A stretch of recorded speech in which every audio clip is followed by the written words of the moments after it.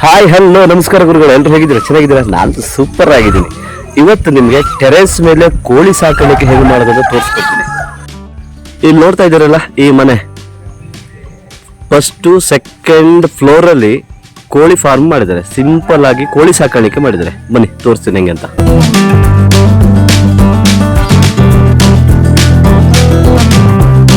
Hi friends, ಇವತ್ತು ನಾವು ತುಮಕೂರಲ್ಲಿ ಅಡ್ವೇಷನರ್ ಮನೆಗಿದ್ದೀವಿ. ಅಡ್ವೇಷನರ್ ಟೆರೆಸ್ ಮೇಲೆ ನೋಡಿ ಕೋಳಿ ಸಾಕಾಣಿಕೆ ಮಾಡಿದ್ದಾರೆ. ರೋಲ್ ಮಾಡೆಲ್ ಅಂತ ಹೇಳ್ಬೋದು. ಈ ರೀತಿ ತುಂಬಾ ರೇರು ಜನ ಮಾಡೋಂಥದ್ದು. ಹಾಗಾಗಿ ಇವತ್ತು ಈ ಸ್ಪೆಷಲ್ ಆಗಿ ಕೋಳಿ ಫಾರ್ಮ್ ಅನ್ನ ಮಾಡಿರುವಂತ ಅಡ್ವೇಷನರ್ಗೆ ನಾವು ಸ್ಟಾರ್ಟಿಂಗ್ ಚಾನಲ್ ಇಂದ ಸ್ವಾಗತ ಮಾಡ್ತಾ ಇದ್ದೀವಿ. ವೆಲ್ಕಮ್ ಅಡ್ವೇಷನರ್, ನಿಮ್ಗೆ ಚಾನಲ್ಗೆ ನಮಸ್ಕಾರ. ನಮಸ್ಕಾರ. ಈಗ ಅಡ್ವೇಷನ್ ಅವರು ಮೇಲ್ಗಡೆ ಕೋಳಿ ಫಾರ್ಮ್ ಅನ್ನ ಮಾಡಕ್ಕೆ ಏನ್ ಕಾರಣ, ಇದಕ್ಕೆ ಇನ್ಸ್ಪೈರ್ ಏನು ಅಂತ ಒಂಚೂರು ಅವ್ರ ಬಾಯಲ್ಲಿ ನಾವು ಕೇಳ್ಕೊಳ್ಳೋಣ. ಹೇಳಿ ಅಡ್ವೇಷನ್, ನಿಮ್ಗೆ ಹೆಂಗೆ ಐಡಿಯಾ ಮಾಡ್ಬೇಕು ಅಂತ? ದಬ್ಬೆಘಟ್ಟ ಹೋಬಳಿ ಇದ್ರಲ್ಲಿ ಅಂತ ಇದೆ. ನಮ್ಮ ಭಾವರು ಒಂದು ಫಾರಂ ಮಾಡಿದ್ರು. ಅಲ್ಲಿ ಸುಮ್ಮನೆ ಒಂದ್ಸರಿ ವಿಸಿಟ್ ಕೊಟ್ಟೆ, ನೋಡೋಣ ಅಂತ. ಅದನ್ನ ನೋಡ್ಬಿಟ್ಟು ನನಗೆ ತುಂಬಾ ಸಂತೋಷ ಆಯ್ತು. ನಾನೇ ಯಾಕೆ ಒಂದು ಸ್ವಲ್ಪ ಕಡಿಮೆ ಪ್ರಮಾಣದಲ್ಲಿ ನಾನು ಯಾಕೆ ಇಲ್ಲೇ ಸಾಕಬಾರ್ದು ಅನ್ನೋದು ಒಂದು ಮನಸ್ಸಿಗೆ ಒಂದು ಇದು ಬಂತು. ನಾನೊಂದು 50 ಕೋಳಿ ತಗೊಂಡ್ಬಂದು ಮೇಲ್ಗಡೆ ಒಂದು 10x10 ಒಂದು ರೂಮ್ ಟೈಪ್ ಇದು ಮಾಡ್ಬಿಟ್ಟು ಇಲ್ಲೇ ಸಾಕಾಣಿಕೆ ಮಾಡ್ತಾ ಇದ್ದೀನಿ. ಇದು 4-6 ತಿಂಗಳ ಕೋಳಿ. ನನಗೆ ತುಂಬಾ ಸಂತೋಷ ಆಯ್ತು ಅದನ್ನ ನೋಡ್ಕೊಂಡು ಇದು ಮಾಡ್ಬೇಕು. ನಾನು ಮಾಡೋಣ ಅಂತ ಹೇಳ್ಬಿಟ್ಟು ಒಂದು ಪ್ರಯತ್ನ ಪಡೋಣ ಅಂತ ಹೇಳ್ಬಿಟ್ಟು ಮಾಡಿದ್ದೀನಿ. ಮಾಡಿರುವಂತ 10x10 ಅಳತೆಯ ಕೋಳಿಗಳ ಒಳಗಡೆ ನಾವಿದ್ದೀವಿ. ಇವ್ರು ಆರಾಮಾಗಿ ಇಲ್ಲಿ ಅಡ್ಡಾಡ್ಬೋದು. ಇಲ್ಲಿ ಅವರು ಈ ಕೋಳಿ ಹಿಕ್ಕಿನ ತೆಗೆದು ಹಾಕಕ್ಕೆ ಬೇಕಾಗಿರೋ ವ್ಯವಸ್ಥೆ ಮಾಡ್ಕೊಂಡ್ರೆ, ಮತ್ತೆ ಅಲ್ಲಿ ನೋಡಿ ಅಲ್ಲಿ ಆ ಟ್ರೇ ಕಾಣ್ತಾ ಇದೆಯಲ್ಲ, ಆ ಟ್ರೇ ನಲ್ಲಿ ಕೋಳಿಗಳು ಮೊಟ್ಟೆ ಹಾಕುವಂತ ವ್ಯವಸ್ಥೆ ಕೂಡ ಮಾಡಿದ್ದಾರೆ. ಈಗ ಇದ್ರ ಬಗ್ಗೆ ಒಂಚೂರು ಅನುಭವ ಹಂಚ್ಕೊಬೇಕು. ಇದು ಎಷ್ಟು ತಿಂಗಳು ಕೋಳಿ, ಈಗ ಎಷ್ಟು ತಿಂಗಳವರೆಗೆ ಇದು ಮೊಟ್ಟೆ ಇಡ್ತದೆ, ಮತ್ತೆ ಇವರು ಎಲ್ಲಿಂದ ತಂದು ಅನ್ನೋದನ್ನ ಅವ್ರು ಹಂಚ್ಕೋಬೇಕು. ಹೇಳಿ. ಇದು ಹುಬ್ಳಿಯಿಂದ ತಂದ್ವಿ. ಹುಬ್ಳಿಯಿಂದ ಇದು ಒಂದು 8 ತಿಂಗಳ ತನಕ ಮೊಟ್ಟೆ ಕೊಡುತ್ತೆ. 8 ತಿಂಗಳ ತನಕ ಕಂಟಿನ್ಯೂ ಮೊಟ್ಟೆ ಕೊಡುತ್ತಲ್ಲ. 4-4.5 ತಿಂಗಳಿಗೆ ಮೊಟ್ಟೆ ಶುರು ಆಗುತ್ತೆ. ಮೊಟ್ಟೆ ಶುರುವಾದಿಂದ ಹಿಂದೆಯಿಂದ ಒಂದು 8 ತಿಂಗಳವರೆಗೂ ಮೊಟ್ಟೆ ಕೊಡುತ್ತೆ. ಏನ್ ರೇಟ್ ತಗೊಳುತ್ತೆ ಈ ಒಂದು ಕೋಳಿ ಮರಿ ತರುವಾಗ? ಏನ್ ರೇಟ್? 120 ರೂಪಾಯಿ ಬೀಳುತ್ತೆ ಒಂದು ಮರಿ. ಒಂದು ಮರಿಗೆ 120 ರೂಪಾಯಿ. ಒಂದು ತಿಂಗಳು ಮೊಟ್ಟೆ ಕೊಡುತ್ತೆ ನೋಡಿ. ಈ ಸೈಜ್ ಇರುತ್ತೆ ಮೊಟ್ಟೆ. ಅಲ್ಲ, ಇದು ಸ್ಟಾರ್ಟ್, ಇನ್ನು ನಾಟಿ ಮೊಟ್ಟೆ. ಇದು ಸ್ಟಾರ್ಟಿಂಗ್ ಸೈಜು. ದೊಡ್ಡ ಆಗ್ತದೆ ಇದು ಮೊಟ್ಟೆ ಇಲ್ವಲ್ಲ. ಕೋಳಿ ಇದಾಗ್ತಾ ಆಗ್ತಾ ಸ್ವಲ್ಪ ದಪ್ಪ, ಕೋಳಿ ವಯಸ್ಸಾಗ್ತಾ ಆಗ್ತಾ ಸ್ವಲ್ಪ ದೊಡ್ಡ ಆಗ್ತದೆ ಸೈಜು. ಇದಕ್ಕೆ ಸೇಮ್ ನಾಟಿ ಕೋಳಿಗೆ ಮೊಟ್ಟೆಗೆ ಅಂತ ರೇಟೇನಾ? ನಾಟಿ ಕೋಳಿ. ಇದನ್ನ ಯಾರು ನಿಮ್ಮ ಹತ್ರ ಖರೀದಿ ಮಾಡ್ತಾರೆ? ಇಲ್ಲಿ ನಮ್ಮ ಮನೆಗಿಂದ ಲೋಕಲ್. ಈಗ ಎಷ್ಟು ಕೋಳಿ ಇದೆ ಇಲ್ಲಿ? 32 ಇದೆ. 32 ಕೋಳಿ ಇಲ್ಲ. ಯಾವ್ದಕ್ಕೂ ಆರೋಗ್ಯ ತೊಂದರೆ ಆಗ್ಲಿಲ್ಲ? ಆರೋಗ್ಯ ತೊಂದರೆ ಇತ್ತು. ಸ್ವಲ್ಪ ಮೆಡಿಸಿನ್ ಡಾಕ್ಟರ್ ಹಾಸ್ಪಿಟಲ್ ಇಂಜೆಕ್ಷನ್ ಮಾಡಿಸಿ ಆಮೇಲೆ ಇದಕ್ಕೆ ಫುಡ್ ನೀವು ಇಲ್ಲಿ ಏನ್ ಕೊಡ್ತೀರಾ? ಫುಡ್ ರಾಗಿ, ಅಕ್ಕಿ, ಮತ್ತೆ ಅದಕ್ಕೆ ಕೋಳಿ ಬೇರೆ ಫೀಡ್ ಬರ್ತದೆ. ಕೋಳಿ ಫೀಡ್ ಬರ್ತದೆ, ಎಕ್ಸ್ಟ್ರಾ ಫೀಡ್. ಇದು ತಿನ್ನೋದು ಕೂಡ ಹೆಲ್ದಿ ಚಿಕನ್ ಅಲ್ವಾ ಇದು? ಎಷ್ಟು ತಿಂಗಳ ಮೇಲೆ ಕಟ್ಟಿಂಗಿಗೆ? ಒಂದೂವರೆ ಕೆಜಿ ಇದೆ.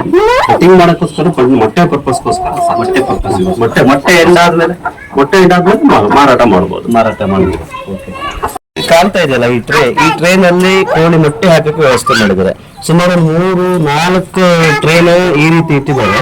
ಇದರಲ್ಲಿ ಕೋಳಿ ಕೂತ್ಕೊಂಡು ಮೊಟ್ಟೆ ಹಾಕ್ತಿದೆ. ಮತ್ತೆ ನೀರ್ ಕುಡಿಲಿಕ್ಕೆ ನೋಡಿ ಈ ರೀತಿ ವ್ಯವಸ್ಥೆ ಮಾಡಿದ್ದಾರೆ. ಈ ಬಕೆಟ್ ನೀರು ಹಾಕಿದ್ರೆ ಆಯ್ತು. ಆ ನೀರು ಇದ್ರಲ್ಲಿ ಬರ್ತದೆ, ಮತ್ತೆ ಅದು ಕುಡ್ಕೊಂಡು ಸುಮ್ಮನೆ ಆಗ್ತದೆ. ಇವತ್ತು ಈ ಕೋಳಿ ಸಾಕಾಣಿಕೆ ಉದ್ದೇಶ ಮೊಟ್ಟೆ ಅಂತ ಹೇಳಿದ್ರು. 32 ಕೋಳಿ ಇದೆ ಅಂತ. ಈಗ ಇಲ್ಲಿ ಎಷ್ಟು ಕೋಳಿ ಮೊಟ್ಟೆ ಹಾಕ್ತವೆ, ಒಂದು ತಿಂಗಳಿಗೆ ಆದಾಯ ಎಷ್ಟು ಇವರಿಗೆ ಬರ್ತದೆ ಅನ್ನೋದನ್ನ ಒಂಚೂರು ಕೇಳೋಣ. ಒಂದು ಕೋಳಿಗೆ ಒಂದು ಟೈಮ್ಗೆ 2 ಟೈಮ್ ಫುಡ್ ಹಾಕ್ತಿವಿ. ಒಂದು ಟೈಮ್ಗೆ ಒಂದು 100 ಗ್ರಾಮು ಹಂಗೆ ಲೆಕ್ಕ ಹಾಕೊಂಡು ಹಾಕ್ತಿವಿ. ಟೋಟಲಿ 200ರಿಂದ ಒಂದು 200 ರೂಪಾಯಿ ಖರ್ಚು ಬರ್ತದೆ. ಮೊಟ್ಟೆ 30 ಕೋಳಿಯಿಂದ 30 ಮೊಟ್ಟೆ ಬಂತು ಅಂತಂದ್ರೆ 450 ರೂಪಾಯಿ ದುಡ್ಡು ಆಗ್ತದೆ.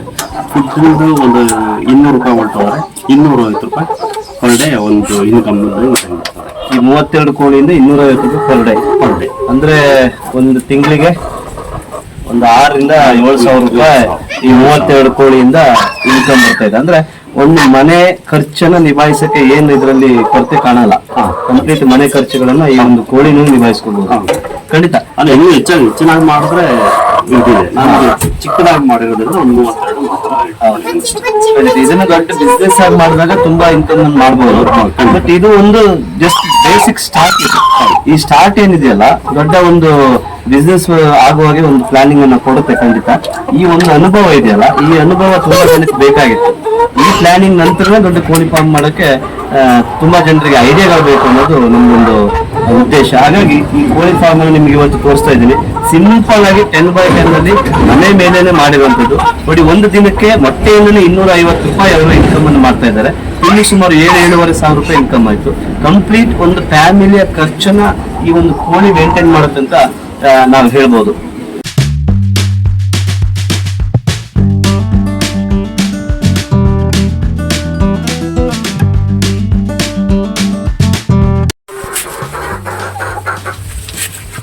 ಯಾವ್ದು ಹೆಸರು ಎಲೆ ಆಗ್ತದೆ ಯಾವ್ದಾರ ಸುಮ್ಮನೆ ಇದೆಲ್ಲ ಎಕ್ಸ್ಟ್ರಾ ಫುಡ್ ಸುಮ್ಮನೆ.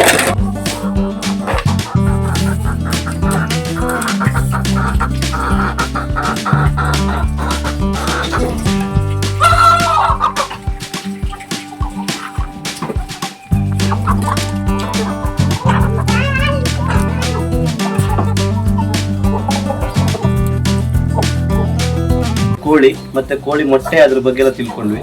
ಆದ್ರೆ ಶೆಡ್ ನಿರ್ಮಾಣಕ್ಕೂ ಒಂದಿಷ್ಟು ಪ್ಲಾನಿಂಗ್ ಅನ್ಬೇಕು. ತುಂಬಾ ಸಿಂಪಲ್ ಆಗಿ ಮಾಡ್ದಂಗ್ ಕಾಣ್ತದೆ. ಅವ್ರ ಬಾಯಲ್ಲೇ ಕೇಳೋಣ, ಯಾವ ರೀತಿ ಪ್ಲಾನಿಂಗ್ ಅಲ್ಲಿ ಮಾಡಿದ್ರು, ಎಷ್ಟು ಖರ್ಚಲ್ಲಿ ಒಂದು ಶೆಡ್ ಅನ್ನ ಮಾಡ್ಬೋದು ಅಂತ ಅವ್ರ ಬಾಯಲ್ಲೇ ಕೇಳೋಣ. ಕಟ್ಟಡ ಬದಲಿಗೆ ಫ್ರೇಮ್ ಅಲ್ಲೇ ಹಾಕಿದ್ದೀನಿ ಅಷ್ಟೇ. ಇದರಿಂದ ಇದು ಹೆಚ್ಚು ಕಡಿಮೆ 3,000 to 3,500 ರೂಪಾಯಿ ಖರ್ಚು ಬಂದಿದೆ ಅಷ್ಟೇ. ಒಂದು ಶೆಡ್ ಮಾಡೋಕೆ ಬರೀ 3,500. ಎರಡು ಶೀಟ್ ಇತ್ತಲ್ಲ, ಈ ಮಧ್ಯದಲ್ಲಿ ರೂಮ್ ಟೈಪ್ ಮಾಡ್ಲಿಕ್ಕೆ ಒಂದು 3,000 ರೂಪಾಯಿ ಬಂದಿದೆ. ಮೊದಲೇನೆ ಈ ಒಂದು ನನಗೆ ಕೋಳಿ ಸಾಕಾಣಿಕೆಯನ್ನು ಒಂದು ಸ್ವಲ್ಪ ಮಾಡಬೇಕು ಅನ್ನೋ ಒಂದು ಪ್ರಯತ್ನ ಪಟ್ಟಾಗ ಈ ಫ್ರೇಮ್ಗಳಲ್ಲೇ ನಾನು ಒಂದು ಇದನ್ನ ಮಾಡ್ಕೊಂಡೆ. ಮತ್ತೆ ಒಂದು ಮೆಸ್ಸು ಓಡಿಸ್ಕೊಂಡೆ. ಆ ಥರ ಬಂದು ಒಂದು 3,500 ರೂಪಾಯಿ ತೆಗೆದಿದೆ ಅಷ್ಟೇ. 3,500 ರೂಪಾಯಿನಲ್ಲಿ ಈ ಶೆಡ್ ಆಯ್ತು. ಈ ಶೆಡ್ ಆಯ್ತು. ಈ ಮೆಸ್ ಹಾಕೋದ್ರಿಂದ ಇಲ್ಲಿ ಹೆಗ್ಣ ಮತ್ತೆ ಏನಾದ್ರು ಬೆಕ್ಕಿನ ಕಾಟ ಕೂಡ ಅವೆಲ್ಲ ಇದಕ್ಕೋಸ್ಕರ ಚಿಕನ್ ಮೆಸ್ ಅಂತ ಸಿಗ್ತದೆ. ನೀರು ಹೋಗ್ಬಾರ್ದು ಅಂತ ಇಲ್ಲಿ ಕಟ್ಟೆ ಕಟ್ಟಿದ್ದೀರಲ್ಲ, ಕೆಳಗಡೆ ನೀರು ಹೋಗ್ಬಾರ್ದು ಕಟ್ಟೆ ಮಾಡಿ ಆ ಕಟ್ಟೆಗೆ ಇಲ್ಲಿ ನೀವು ಏನ್ ಇಟ್ಟಿದ್ರಿ? ಇದಕ್ಕೆ ಫ್ರೇಮ್ ಇಟ್ಟಿದ್ದೀರಾ. ಈ ಫ್ರೇಮಿನ ಮೇಲ್ಗಡೆ ಮೆಸ್ ಕಟ್ಟಿದ್ರು. ತುಂಬಾ ಚೆನ್ನಾಗಿದೆ.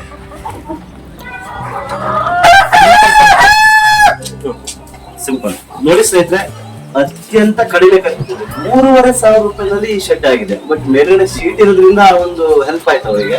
ಶೀಟ್ ಇಲ್ಲದೆ ಇದ್ರೆ ಶೀಟ್ ಖರ್ಚು ಕೂಡ ಬರ್ತದೆ. ಇಷ್ಟೊಂದು ಕಡಿಮೆ ಖರ್ಚಲ್ಲಿ ಸಿಂಪಲ್ ಆಗಿ ಕೋಳಿ ಸಾಕಾಣಿಕೆ 32 ಕೋಳಿ ಸಾಕಾಣಿಕೆ ಮಾಡಿ ಆದಾಯವನ್ನು ಮಾಡ್ತಿದ್ದಾರೆ.